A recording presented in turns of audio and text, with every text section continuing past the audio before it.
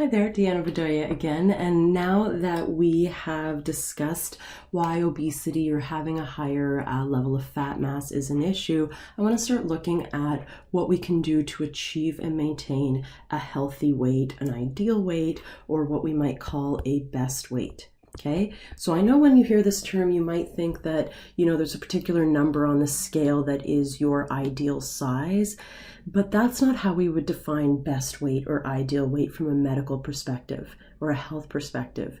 Your ideal weight is the weight you achieve while maintaining the healthiest lifestyle that you can actually sustain. Okay, and still enjoy your life. If you are obsessively dieting, obsessively exercising, and your mental health is really compromised in the process, we would not argue that that's an ideal size. An ideal weight takes into account physical health, yeah, but it also takes into account mental well-being and social well-being, okay? Lifestyle should be your guide in determining your ideal weight. Okay, instead of focusing on a particular weight, focus on getting healthy movement into your day. Not just doing what other people are doing, but like what do you enjoy doing? Do you enjoy dancing? Do you enjoy walking? Do you enjoy cycling? Do you enjoy I don't know, playing badminton? I don't know. But what kind of movement can you get into your life regularly that you're going to enjoy and that's going to help you stay fit? Okay, and what kind of foods and eating behaviors are going to be enjoyable in your life, but also help you, maintain physical well-being too, okay? Letting a healthy lifestyle determine your weight can help you avoid unhealthy eating behaviors. And again, what I really want to do is get people away from this like obsessive, unhealthy dieting culture that is, everywhere we look. Okay, so these are some old examples, but how often have we seen things like lose 10 pounds in 10 days? You just were waiting to check out of the grocery store and honestly, it's like 5 out of 10 magazines are all about this diet or that diet, and it feels like it changes all the time. How I lost 50 pounds by going on this crazy, eat almonds only diet. It's a bit ridiculous, and shows like The Biggest Loser or The Last 10 Pounds or these other things, they promote behaviors that are just not necessarily sustainable. And again, we want to get out of these, fad, really excessive, aggressive weight loss behaviors that can often really compromise our mental well-being. And ideally, we want to stay away from these kind of dieting feedback loops that a lot of people get stuck on. So a lot of people go on some sort of crazy, eat grapefruits only, eat almonds only, eat juices only diets, that aren't providing a good range of nutrients and that are not sustainable. You can't drink juice only for the rest of your life. Your body needs more than that. Chances are, if you're not enjoying your life while you're doing that diet, it's some sort of crash diet or fad diet. And yeah, no matter what diet you go on, if it is promoting a caloric deficit, it's going to lead to weight loss. And if it's extreme, chances are it's going to lead to a lot of weight loss, like in the first week or the second week, okay? But what you need to keep in mind is if you drop a lot of weight really quickly, chances are a lot of that is water loss, and it's not actually fat loss, okay? And then you'll see people go on diets and they lose a lot of weight and then kind of does this. And then it's really hard to lose weight after that.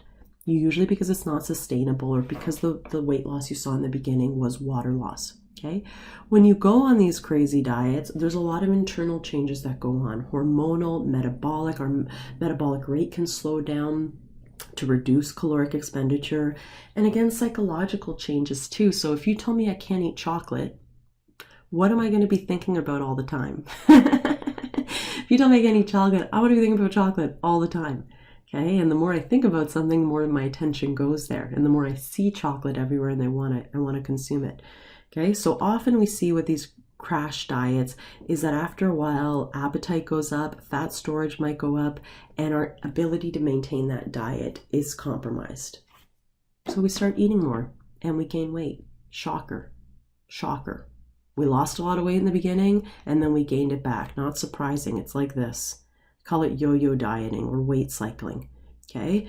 And then where are we again? We're back at this weight dissatisfaction place. And then you might say to yourself, well, what worked for me last time?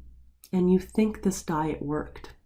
You think this diet worked because you lost a lot of weight in the beginning, but it was like false weight you lost. So you might go back on that diet and just like, oh, it's like a cycle that keeps returning. And these messages out here, that's what they're promoting. The diet industry doesn't want you to lose a lot of weight because you'll stop being a customer. They want to provide you short-term weight solutions that promote weight regain, so you come back and you come back and you come back. And that's why we keep recommending letting your lifestyle guide your weight. Figure out where is a healthy size for you based on what food behaviors and physical activity behaviors are actually sustainable. So elaborating on that concept a little bit more, we're going to introduce 4 different kind of principles for healthy weight control. And the first one, of course, is a sensible diet that does, take into account how much we're taking in. You might want to focus on calories, you might not. I become a bit too obsessive when I focus on calories, and it's quite a bit diet culture-y, but for some people it really works, and you might want to use like an app like MyFitnessPal to help you track that. I would just be careful that you're not becoming obsessive. Okay, but that being said, if you can use MyFitnessPal or some other calorie tracker in a healthy way, it can be a really good way of determining how much you're consuming. I also strongly believe in promoting satiety. Okay, so decreasing my appetite by eating filling foods like protein-rich foods, foods that are high in healthy fats, foods that are high in fiber and complex carbohydrates. These are going to fill us up more. Eating lots of fruits and vegetables, of course, lots of plants, and calorie tracking. That can also help, as I talked about before. Okay, it's not just about what we eat too, it's also about how we eat. So we want to take an inventory of our eating behaviors, okay, to again potentially reduce caloric intake if you are trying to reduce fat mass, which is not everyone's goal. Okay, a lot of us think we need to lose fat, but we don't, so this isn't for everyone. But if that is one of your goals, using smaller plates, trying to eat more slowly so our brain has a time to register how much it's eaten, wait a little bit before eating more, leave tempting foods out of sight, some environmental control. Be aware of how food marketers and manufacturers, use foods to get us to eat more and try to sell foods to us. So be a critical thinker when it comes to that. Maybe avoid shopping when hungry, perhaps. And this is a really just good piece of advice as well, is to avoid mindless eating. So make sure when you eat, enjoy the food. If you're gonna eat something, enjoy it. If you're eating like this, and your brain is turned off, you don't have your prefrontal cortex involved, it's going to impact your ability to really kind of register how much you're eating and integrate that with your body's memory systems and those kind of things. Okay, so we want to pay attention. If you're going to eat, if you're going to eat a piece of cake, freaking eat that piece of cake and enjoy it. Enjoy the crap out of it. Problem is, a lot of us eat mindlessly while we're driving, in front of the computer, in front of the TV, while we're doing other things, and we tend to eat a lot more when we eat mindlessly. But psychological modification is also really important to help us do the other things we just talked about. You need to believe in your ability to change in order to be able to change, and you can. We can change anything we want in our lives, but can we do so in a loving way, in a compassionate way, and in one that doesn't promote obsessive behaviors, okay? We may need to change relationships with food and physical activity so they're positive concepts. And this is something I'll admit that I've struggled with for decades, and that only now is getting a lot easier for me. But if you've struggled with, moralizing food and talking about food as being good or bad, and then thinking you're good or bad depending on how much you eat, we want to really change that, because when we moralize food, that can really create some negative relationships with food, which in some cases makes us eat a lot more. We really want to get guilt and shame out of the equation. I know you might think that they're powerful motivators, but they are low vibration powerful motivators that often actually can trigger other unhealthy behaviors. Okay, speaking of triggers, if you have triggers that, cause you to eat too much or get you to like stop your healthy behaviors, identify those. Maybe it's like, for me, it was like poker night, hanging out with my friends and playing poker, back when we were able to do things like that. But I would always eat a lot. So like I had to realize, okay, this is a trigger. I'm going to eat something filling before I go so I don't get triggered by it. Night eating is also a trigger for me, right? The nighttime. And having my husband go to the fridge, that's a trigger for me. And so I'll have to, like, when I see him going to the fridge at night, I have to leave the room or I'm going to be really tempted to eat even when I'm not hungry. Okay.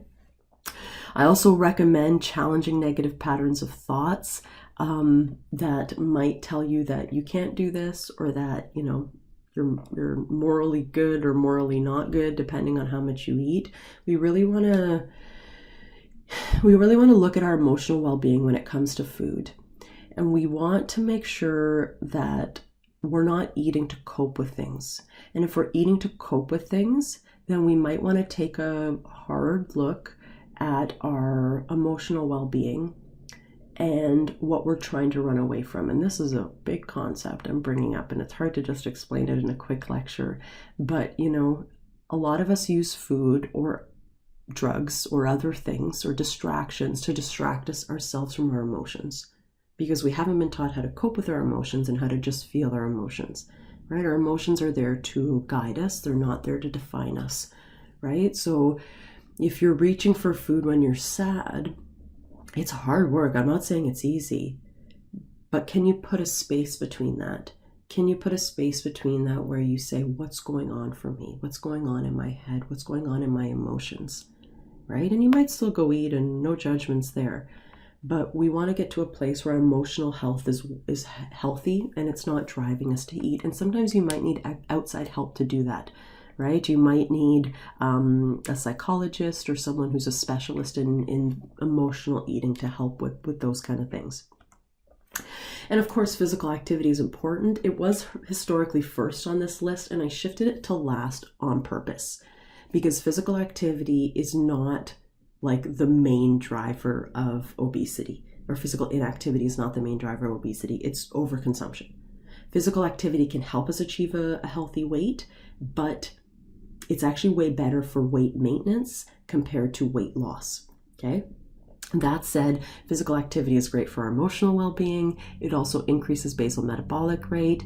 It can increase self-efficacy. It can increase self-esteem, helps relieve depression and anxiety. And the key with exercise is is regularity, is to keep doing it, is consistency. So if you want to make exercise part of your life, you got to find things you enjoy and people you enjoy doing it with. Don't just follow what other people are doing. What are you actually going to like? Because if you hate running, you're not going to keep doing it. If you hate, whatever else, cycling, you're not going to keep doing it. Okay, so what are you going to like? Not what other people like. What are you going to like? And what can you consistently put into your life? Okay, so that gives you an overview of some strategies that might help you achieve and maintain a healthy weight. So I'll come back in our last video to talk about one last thing with respect to weight, and that is the concept of eating disorders. So I will see you then.